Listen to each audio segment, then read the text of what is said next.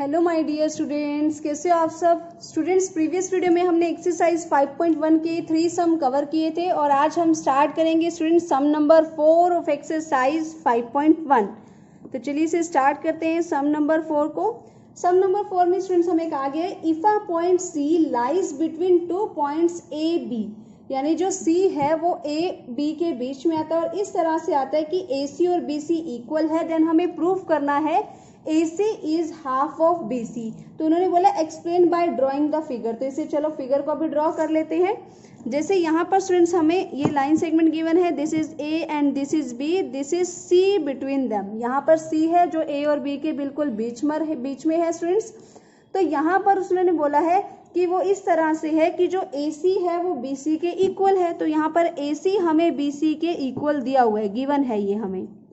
तो स्टूडेंट्स अगर मैं यहाँ पर AC और BC के इक्वल है तो अगर मैं यहाँ पर AC दोनों तरफ ऐड कर दूं, मुझे देखो यहाँ पे प्रूफ क्या करना है।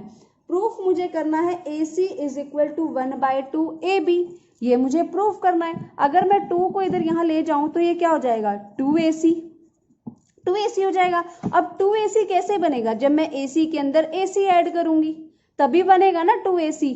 तो स्टूडेंट्स इसके लिए अगर मैं यहाँ पर AC ऐड करूँ तो मुझे राइट साइड भी करना पड़ेगा, जो भी यहाँ पर गिवन होगा, ठीक है। तो मैं यहाँ पर स्टूडेंट्स मैं क्या करती हूँ, by adding AC on both sides, दोनों साइड्स पर AC ऐड करती हूँ। तो मैंने यहाँ पर AC प्लस AC किया और यहाँ पर भी BC प्लस AC किया। अब स्टूडेंट्स हम यहाँ पर क्या कर रहे हैं, यूक्लिड की एक एक्सियम्स को फॉलो कर रहे हैं। वो कौन सा एक्सियम है, if equals are added to equals then wholes are equal. ये आपको पता ही है कि अगर इक्वल के अंदर इक्वल ऐड करेंगे तो रिजल्ट भी क्या होगा, इक्वल होगा। तो यहाँ पर स्टूडेंट्स AC में AC ऐड किया तो 2AC। अब BC में जब AC ऐड करेंगे तो BC is this portion and AC is this portion, तो BC प्लस AC यानी कंप्लीट लाइन वो क्या हो जाएगा, AB हो जाएगा। अब यहाँ पर जो 2 मल्टीप्लाई है इधर आकर क्या हो जाएगा, डिवाइड हो जाएगा। तो आई थिंक यही हमें प्रूफ करना था, AC is equal to 1/2 AB, hence proved. तो यहाँ से हमने स्टूडेंट्स क्या किया, इसे प्रूव कर लिया। राइट स्टूडेंट्स, इसमें हमने यूक्लिड की एक्सियम को यूज किया था। Now moving to sum number 5।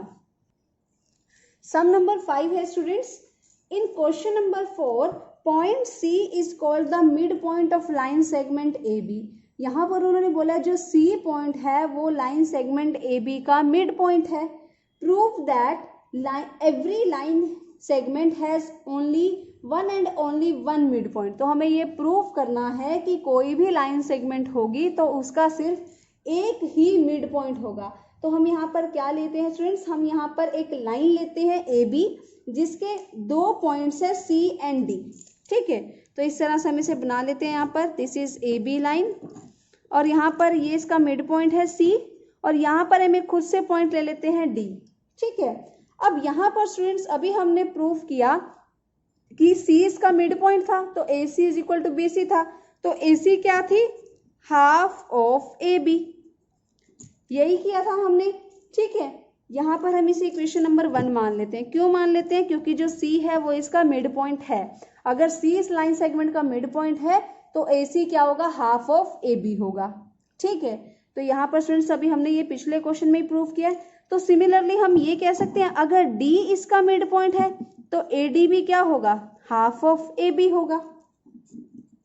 यही होगा ना स्टूडेंट्स, हाफ ऑफ AB होगा। अब हम यहाँ पे क्या करेंगे, इक्वेशन 1 को सब्ट्रैक्ट करेंगे फ्रॉम इक्वेशन 2। तो चलिए इसे सब्ट्रैक्ट करते हैं।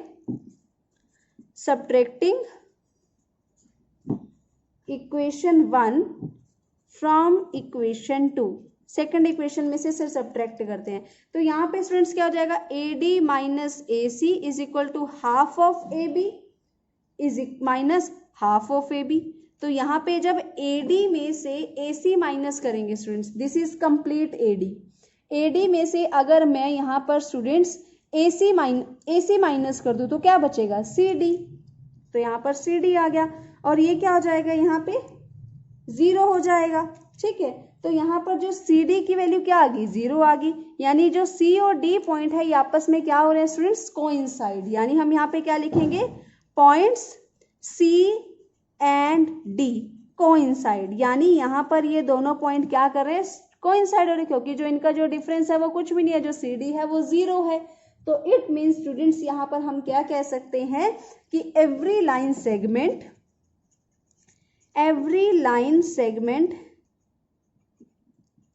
has one and only one midpoint.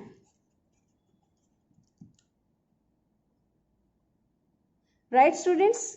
Now moving to sum number 6. Sum number 6 है स्टूडेंट्स, यहाँ पर सम नंबर 6 क्या कह रहे हैं कि यहाँ पर एक फिगर दी हुई है हमें, चलो इसे फिगर को ड्रॉ कर लेते हैं। तो here is A and there is B, here is C and D. तो यहाँ पर स्टूडेंट्स इस फिगर में हमें दिया हुआ है ए सी जो है वो इक्वल है बी डी के, और हमें यहाँ पर प्रूफ क्या करना है, ये गिवन है, और यहाँ पर हमें प्रूफ क्या करना है स्टूडेंट्स, टू प्रूफ क्या करना है यहाँ पे A B equal C D, यानी हमें ए सी दिया हुआ है बी डी के इक्वल, और प्रूफ क्या करना है A B is equal to C D. तो स्टूडेंट्स अगर मैं ए सी की बात करूं तो इसमें बी सी आ रहा है, बी डी की बात करूं तो इसमें भी बी सी आ रहा है, तो यानी अगर मैं बी सी सब्ट्रैक्ट कर दूं इन दोनों में से तो क्या होगा, A B is equal to C D होगा। तो यहाँ पर मैं इसे ले लेती हूँ A C is equal to B D, और यहाँ से मैं सब्ट्रैक्ट करती हूँ बी सी को, subtracting B C from both sides, दोनों साइड से मैं बी सी को सब्ट्रैक्ट करती हूँ। तो यहाँ से मैंने ए सी में से भी बी सी माइनस किया और बी डी में से भी मैंने बी सी को माइनस किया। अब जब ए सी में से बी सी माइनस कर दिया तो क्या बचेगा, सिर्फ ए बी, तो यहाँ पे ए बी आ जाएगा। और जब बी डी में से स्टूडेंट्स मैंने बी सी माइनस किया तो क्या बचेगा, सी डी, तो यहाँ पर हम क्या लिख देंगे, सी डी आ जाएगा। तो यहाँ पर हम क्या, कौन सी एक्सियम यूज कर रहे हैं स्टूडेंट्स, यूक्लिड की, if equals are subtracted from equals the result are equals, right students. तो यहाँ पर हमने इसको इस तरह से प्रूव किया, ठीक है। Now moving to last sum of this exercise. तो सम नंबर 7 है स्टूडेंट्स, यहाँ पर सम नंबर 7 है कि y इज एक्सियम नंबर 5। यहाँ पर बोला गया है कि यूक्लिड का जो एक्सियम नंबर 5 था, the whole is greater than part, axiom number 5 था students, whole is greater than part, यही था, this is axiom number 5 of Euclid. तो यहाँ पर उन्होंने बोला है कि इस एक्सियम नंबर 5 को, जो यूक्लिड का एक्सियम है, इसे यूनिवर्सल ट्रूथ क्यों कंसीडर किया जाता है, यूनिवर्सल ट्रूथ क्यों कंसीडर किया जाता है स्टूडेंट्स, ठीक है। तो यहाँ पर स्टूडेंट्स ये बात जो है वो हर सिचुएशन में प्रूव हो रही है। जैसे मैंने आपको एग्जांपल लेकर बताया था, फॉर एग्जांपल अगर मैं 10 की बात करूँ तो 10 किससे मिलकर बना है, 4 और 6 से, तो 10 जो है वो 4 से भी ग्रेटर है, 10 जो है वो 6 से भी ग्रेटर है। अब ये तो इसके पार्ट है और ये होल है, तो part, whole is greater than part, whole is greater than part, तो ये प्रूव है। चलो एक और एग्जांपल लेते हैं, जैसे कि फॉर एग्जांपल मान लो मैं यहाँ पर रहती हूँ, कुरुक्षेत्र रहती हूँ, ठीक है। तो कुरुक्षेत्र जो स्टूडेंट्स है वो कहाँ पर आता है, किसका पार्ट है, Kurukshetra is a part of Haryana, right, Haryana is a part of India, ठीक है। तो यहाँ पर जो इंडिया है वो क्या होगा, होल होगा, और ये इसके क्या होंगे, पार्ट होंगे, ठीक है। तो यहाँ पर जो होल है इंडिया वो कुरुक्षेत्र से बड़ा होगा, और जो इंडिया है वो हरियाणा से बड़ा होगा, राइट स्टूडेंट्स। तो यहाँ पर ये जो बात है वो हर सिचुएशन में ट्रू साबित होती है। तो इसलिए हम क्या लिखेंगे, यहाँ पर हम लिखेंगे as statement is true in all the situations,